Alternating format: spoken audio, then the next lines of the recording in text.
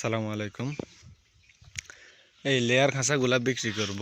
এখানে 72 পিসের প্রতি ইউনিট 72 পিসের, তো টোটাল 88 ইউনিট, মানে 2016 পিস মুরগির খাঁচা আছে। ওই ভিতরে স্ট্যান্ডগুলা ভিতরে আছে।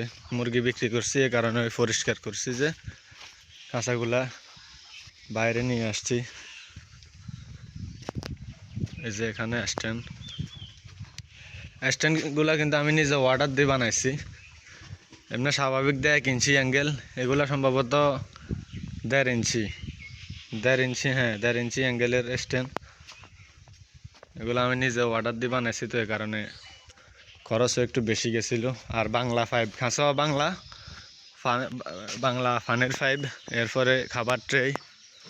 তো আর খাঁচা এগুলা গ্যালভানাইজ না, বাংলা খাঁচা। এগুলাতে সিলভার কালার করা হয়েছিল। আর খাঁচাগুলার সাইজ আছে 21 ইঞ্চি, এখানে প্রতি খোঁপ 21 ইঞ্চি। এমনি স্বাভাবিক দেয় 20 ইঞ্চি বাই 13 ইঞ্চি, এগুলাতে আছে 21 ইঞ্চি বাই 14 ইঞ্চি। তো এখানে টোটাল 88 ইউনিট খাঁচা আছে। তো আমার 1 বছর 10-15 দিন, মানে প্রায় ধরেন 13 মাসের মতো, 13 মাসের থেকে কম ব্যবহার হয়েছে। ঈদের আগে মুরগি বিক্রি করে দিছি। তো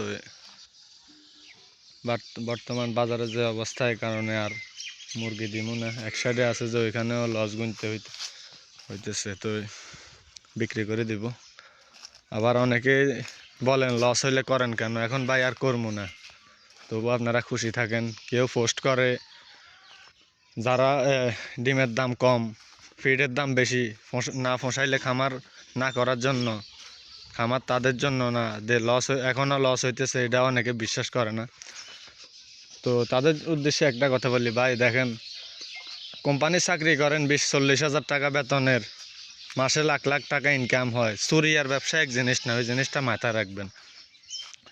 তা যদি কারো খাঁচাগুলো লাগে, আসি দেখতে পারেন। দেখে যদি আপনার পছন্দ হয় নিয়ে যাবেন। মোটামুটি ভালো কন্ডিশন এখনও। তো এরপরে আমরা তলার মধ্যে চিন্তা করতেছি আলকাতরা লাগাবো। বিক্রি করতে পারলাম, নইলে রাখি দেব। বাজার কোনো সময় যদি ভালো হয় তখন আবার মুরগি দিব।